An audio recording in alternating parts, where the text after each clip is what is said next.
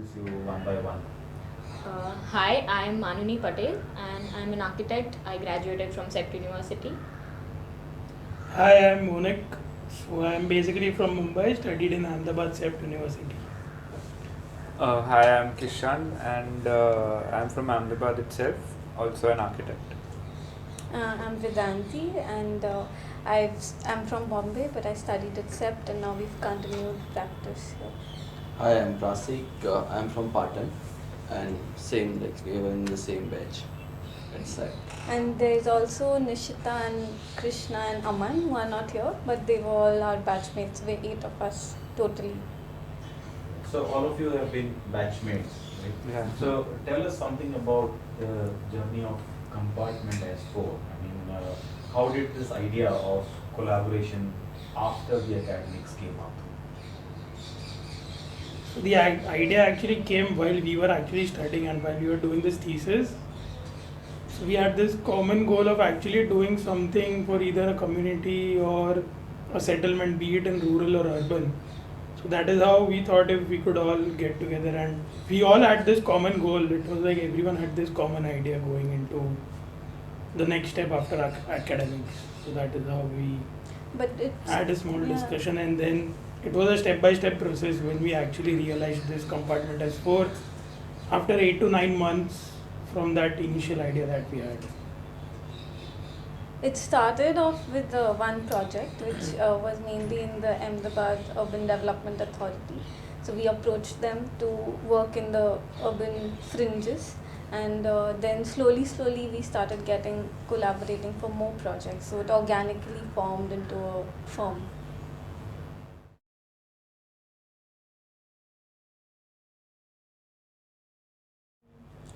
Yeah, I guess I think we are also figuring out our philosophy as we're going forward, like working in different sectors. But the common goal that all of us have is basically to try and bring about do certain design interventions which can have a larger impact in whichever context we're working in. So whether it is the rural or even if it is an interior project, we try to kind of bring in either a detail or some aspect, touch upon some aspect which has a larger idea inbuilt, which can be taken forward for that particular context or design problem that we are um, dealing with. But we also are looking at Compartment S4 as a kind of platform for us to do many experiment with many aspects of practice. So we're not limiting it just to projects. So our philosophy is not to get limited in the built form, but to extend ourselves beyond the built into even publications, research, holding workshops with communities, and I guess because we're 8, we're able to like bifurcate and take up different aspects depending on what we're interested in. I think one of the main things is that we've all realized that we're not only architects when it comes to engaging with communities. So our role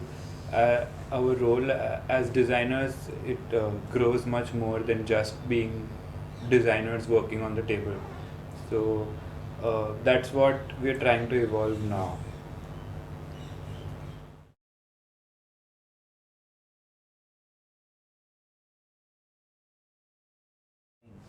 Now, the Compartment S4.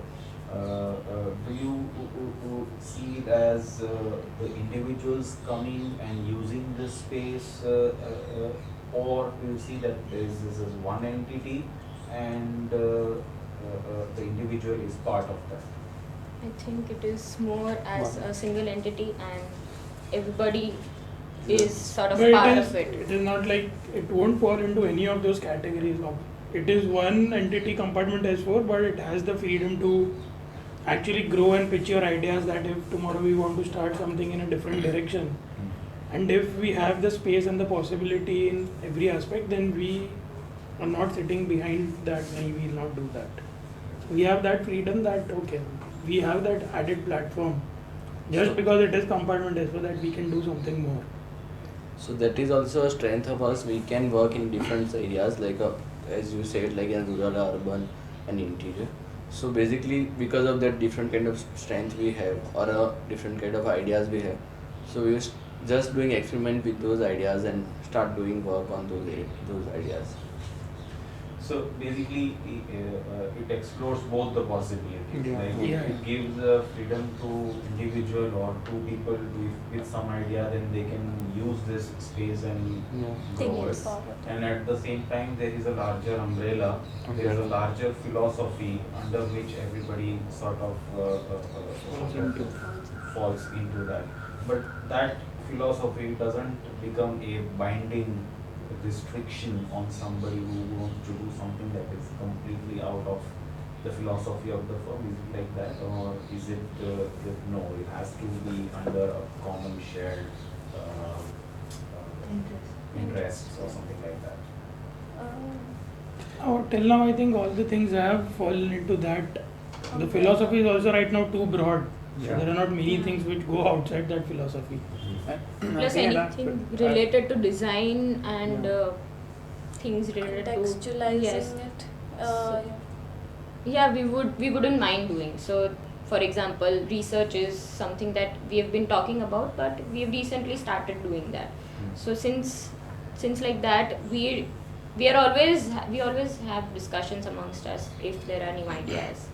And not only that, as he pointed out, that while doing such projects, community engagement, we have realized that as architects, we are not enough to actually bring upon a change. We need multiple fields, multiple different things which we also need to know, and if not know, then we need to collaborate with people. So we need to grow ourselves in that different areas also. As long as it all comes together to that one big idea. Mainly, most of these initiatives that we have kind of come about while practicing, they have fed into each other, or they've come about by certain understandings in a project, or by talking to someone, or engaging within the practice only. So most of it hasn't been too alien. It's like it's almost like brewing in the firm, and then it just bifurcates as something separate over a period of time. So it doesn't come as an alien idea, but it's like a process of evolution that all of us kind of adapt to while it's happening. When we have realized this need कि we need to interact with more such professionals so that we know कि एक अच्छा school banana is not that easy कि अच्छा school design दे दिया. It is there are a lot of factors, aspects which go into it. You need to convince the government, convince the people, and probably an architectural solution is not the best. Probably you need something else which is much more influential right now to them. So that is how we felt that we need to connect to the academics, to different professionals, and slowly we got this idea of FNCs and mutes, that how we can connect to these varied backgrounds, varied platform people who are working at different levels, different sections, be it urban slums, be it rural projects, be it a lake development, be it an Anganwadi. And that is how these things have been I think organic. the most important part of all of these community initiatives and what we're doing with Handmade is that we're trying to constantly connect it back to academics, because we ourselves are a very young practice, and we realized that there is certain gaps between academics and practice when we started practicing ourselves. So these mediums of community engagement and workshops are also a way for us to connect to students and probably fill in the gaps of like execution, implementation, or even the discussions that we have in compartment S4 on Friday night conversations. So that is also a larger So let's say And the FNCs are not only focused to the rural.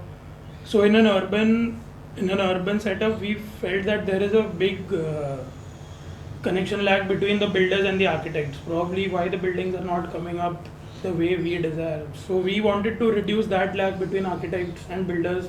So once we had invited a builder for an FNC to know as to what are his considerations and where do architects need to pitch in to get the design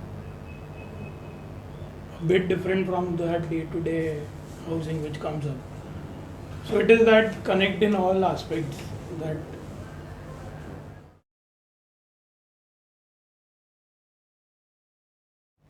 Yeah, so for any project, we generally have any project actually, whether it's urban or rural, we have we divide the project between, so from the 8 of us, 2 of us generally, 2 or maximum 3 generally take up the project, and there is a constant discussion happening between 8 of us, but the 2 people are going to be designing it, taking major decisions, following up, and all of that.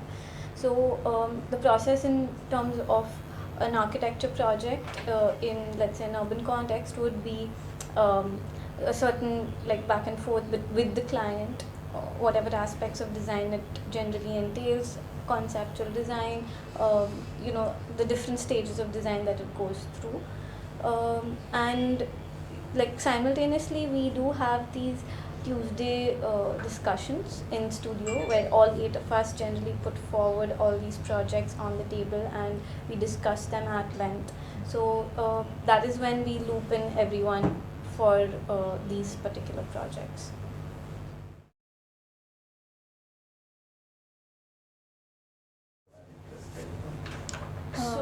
So if you look at the space that we are working, you would imagine it to be a studio. So if me and Trasik are working for a certain kind of project, we are working together. But there are discussions that are happening between both of us, and there is always a third or a fourth person sitting. So there are those informal discussions or suggestions that I'll be asking if I want to solve a detail, I will ask Monik or something like that. There is always an input of the other person who is present in the space while we are working. And also we do keep those critique meetings in between projects, like if a design is finalized, we think that okay, we need a third eye, so all of us will discuss that project, and whatever inputs everybody gives, we take the consideration of that, and through that the design definitely evolves. So yeah, I guess.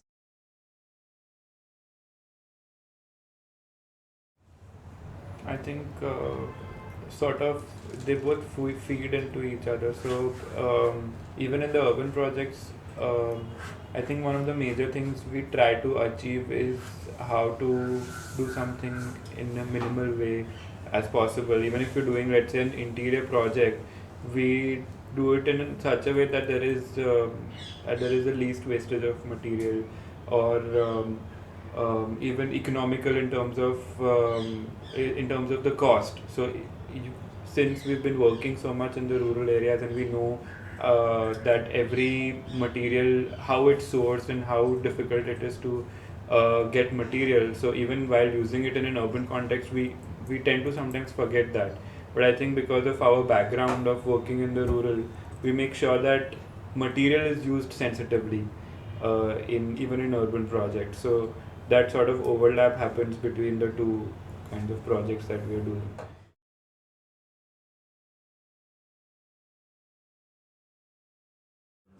So basically, when we had this factory, we had this whole idea ki how that was the actually first big urban project which we had, and we were finding a link between that urban rural is not the right way, link between the other community based projects and this private client project.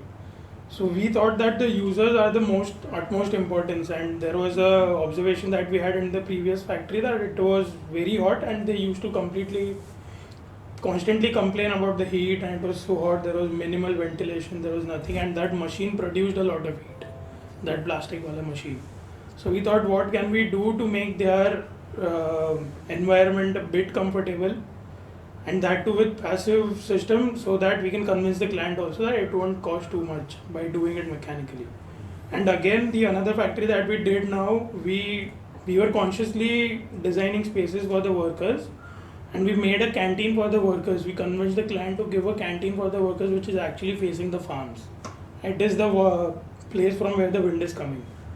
So we thought these smaller things would actually keep the users happy. After all, the client is not going to use the factory, it is the users and the workers who are the prime people working in the factory. So these things. I think for all projects we identify We such identify things. such issues or such हाँ, larger So issues. basically, those things comes in our mind because of we try to discuss with the entire team from the client to the labor or the security of the companies.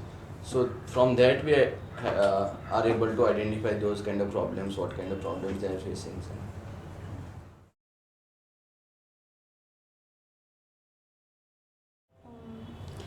I think majorly, so if you look at our rural work, it's not focused in one context. As of now, we have been working in different kinds of context. One is Uttarakhand region. In that also there's Kumaon and Pauri Kharbag. And in Gujarat, we've worked around Gir Somnath and then near close to Gujarat Maharashtra border.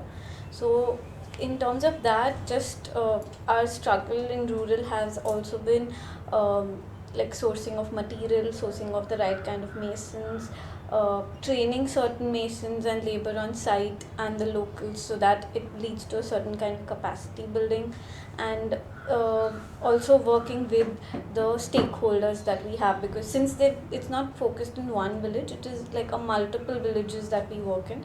So every time we intervene in the village, there is an entire process, 2 to 3 month process of just kind of familiarizing the context, familiarizing with the stakeholders, the problem at hand, and then sourcing out material, what would be best suited for that region, what is also available rather than just a vernacular, but what is really sustainable, and then figuring out how to build it in 15 days, which is the workshop. In rural areas, the intervention is a very small part, but the research is, I think, the major part, because in those areas it's very sensible whatever we are proposing. It's maybe not, they are not doing, they were practicing earlier, but they are not practicing now.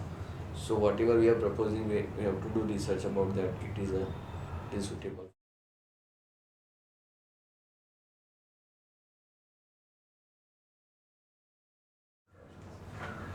Many Basically, we are there on the foundation till the inauguration. One person is there throughout the process. It's also because we have to manage funds, because the funds are minimal. We have to teach the masons, we have to teach the laborers. Plus, there are a lot of things which we are also evolving and learning in terms of design details as to how this will happen, how this will happen. And if we don't find this hardware, what can be a replacement due to the rural context, etc. etc.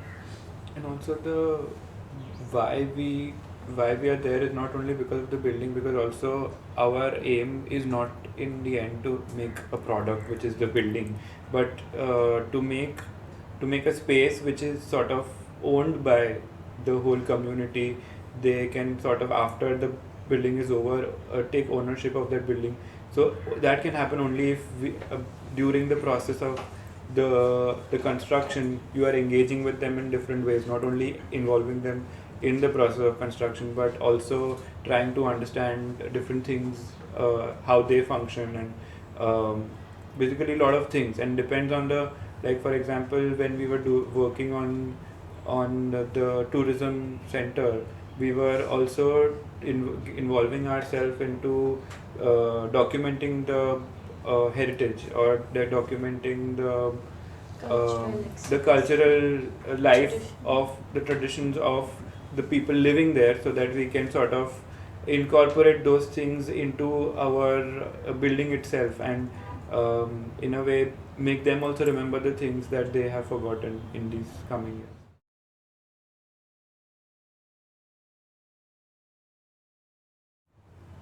So, firstly, actually, it is not only the student fraternity, it is open for all, any age group and any profession. And that is what has clicked us the most. Whenever we have had participants from other fields, that is when we have been able to do something which we didn't anticipate before the workshop.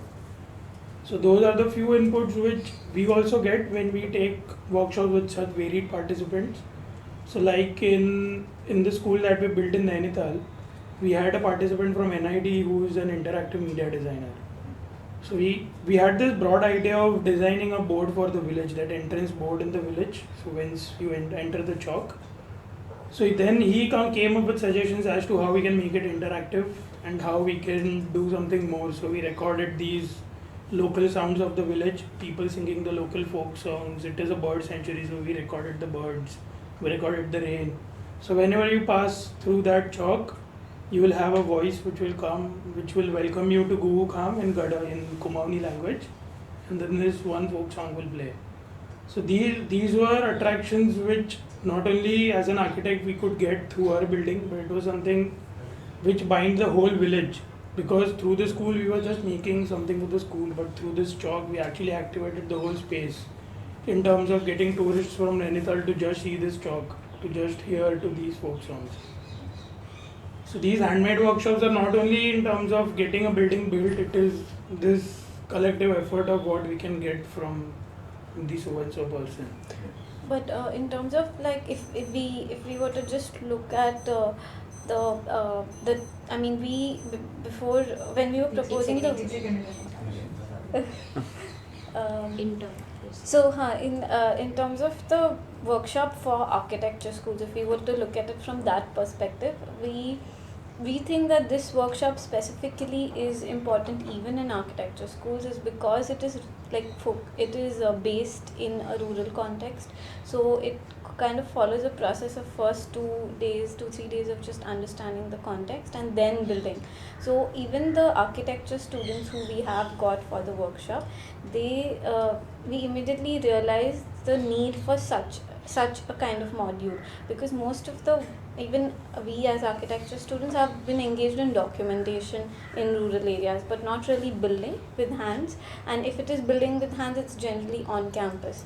So this kind of a module also works very well for architecture students. So I think that is important for them to get into the context, understand where this material is coming from, how much effort is required in actually building a stone construction or masonry. So that ways, some ways I it is think the focused. workshop sort of, if you had to sum it up, they sort of cover up three more major aspects. One is the exchange of information between different professionals and students and us and the community that is there.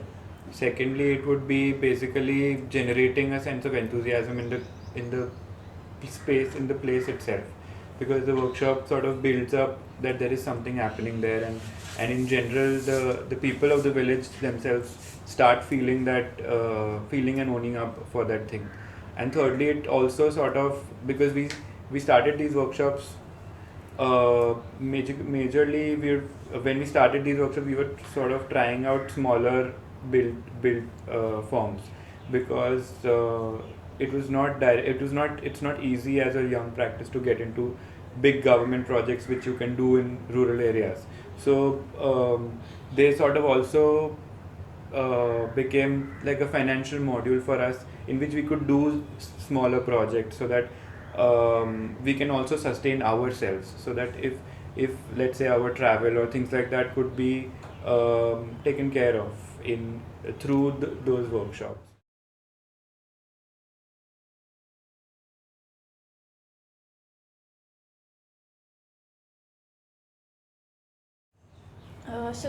So actually Unmute is a part of Friday Night Conversations. Friday Night Conversations, we initiated it because we ourselves felt like we are lacking, since we were a young practice, in certain aspects of design which we thought we can seek through like senior practitioners or researchers, or let's say even someone like the builder, like how Monique pointed out.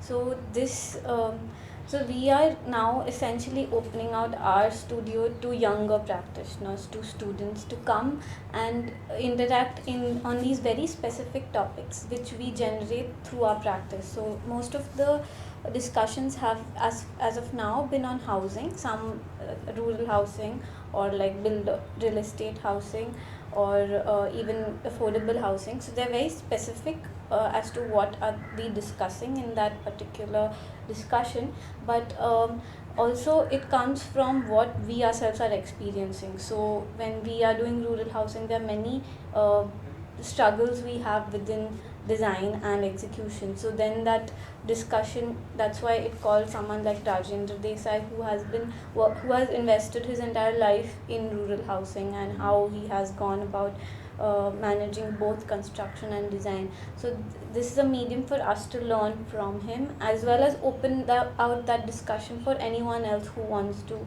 who probably is feeling the same way or wants to kind of interact on this topic. And then Unmute is a kind of compilation from these discussions. So we want to put them together so that they can again reach out to more people, because we feel that the discussions we have had so far have been very insightful and it can be taken forward in many ways. So Unmute is a medium for us to take it out.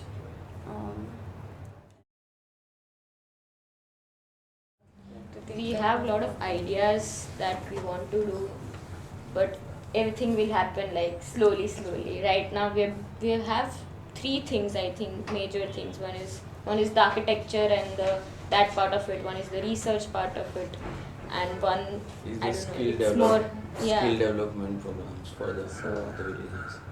I think the main goal of how we want to take this forward is that we want to work directly with the I guess we've realized that bureaucrats and the government is an essential part of the body of work that we have been doing, whether it's rural or urban, and we want to directly work with them. We want to figure out a module of how we are going to crack this system and work for community development as well as certain urban projects, urban interventions which can really materialize. And we're still in the process of this of how we can crack this system and really make projects happen, which I feel is lacking in the architectural practice in general. Like, many people are not engaging themselves in that, and since we are 8, we have a strength of many, so we can target it at different levels. Yeah, also the larger aim of all such rural projects is majorly getting work through the government. So initially why we did was because we want projects through the government, but because again we are a young firm, we cannot get a project through the government. So we started going to villages on our own and searching for projects, and then now we are building a portfolio for ourselves. So that is helping us. Now slowly we are going to Uttarakhand because people there are understanding, the government is like supportive, and that's why we're getting projects. So slowly, apart from Uttarakhand, we would also like to focus here, because we are based in Ahmedabad. We would like to focus in Gujarat also. So yeah, expanding that part is also like our major goal, and also the struggle that we are facing. And also tying up everything that we are doing around it, like capacity building is an important part of how you execute in rural areas, so that would also be essential to the practice. And then taking it out to a larger audience, let's say even the architectural fraternity, so connecting it to pedagogy, so everything is kind of interlinked. So we are hoping that we can make that impact in the future as a practice.